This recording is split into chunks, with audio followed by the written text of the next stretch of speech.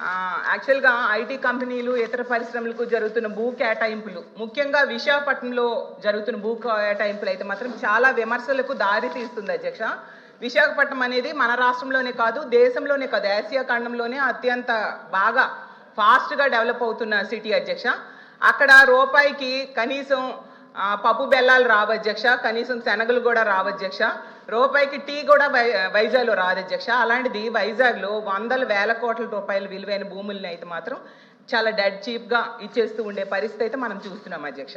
అయితే మనం గతంలో ఒక నానుడు ఉండేది, 99 రూపాయలకే బాటా రేట్ అని. మరి ఇప్పుడు 99 పైసలకే ఏ రేట్ అనాలో అర్థం కావట్లేదు అధ్యక్ష. మన పాత రాజధాని హైదరాబాద్ తీసుకుంటే అధ్యక్ష, ఎకరా 150 కోట్లకి అక్కడ ఇస్తున్నారు అధ్యక్ష, ఇక్కడ మాత్రం ఎకరా 150 పైసలకే ఇస్తున్నారు అధ్యక్ష. మరి ఇందులో ఏంటి ప్రాబ్లమో నాకు అర్థం కావట్లేదు. అలాగే ఇంకా పునాది స్థాయిలో ఉన్న అమరావతిలో కూడా ఇస్తున్న భూముల ధరల కంటే మా విశాఖపట్నంలో ఇంకా తక్కువకి ఇస్తూ ఉన్న పరిస్థితి అధ్యక్ష.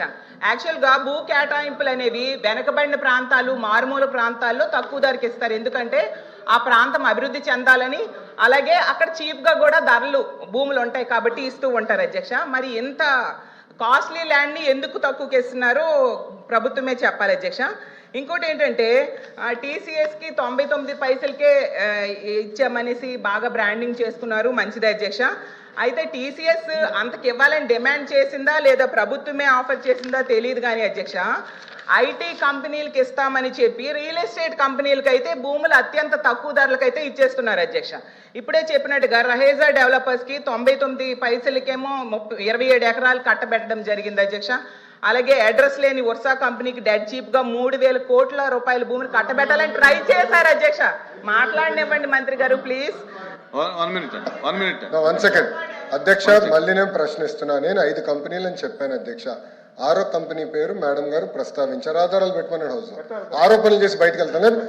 మేడం గారిని ఇప్పుడు ఆధారాలు పెట్టమని లేటెస్ట్ చేస్తూ విత్డ్రా ది స్టేట్మెంట్ అధ్యక్ష.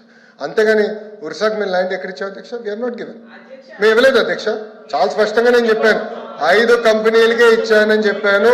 ఒరిస్సాకి నేను ల్యాండ్ ఇచ్చానని మేడం గారు నిరూపిస్తే no problem, I will withdraw my statement. లేదంటే మేడం గారు స్టేట్మెంట్ విత్డ్రా చేయాలి, లేదంటే ఏదో ఆరోపణ చేసి మేము బయటకు వెళ్ళి తరపుంచే మేము ఒప్పుకోవడానికి సిద్ధంగా లేదు. We are not willing to take that. ఒరిస్సాకి ఇచ్చామని అంటున్నారు అధ్యక్ష, దయచేసి కరెక్ట్ కాదు అధ్యక్ష. మేడం గారు వివరాలు ప్రజల ముందర పెట్టమని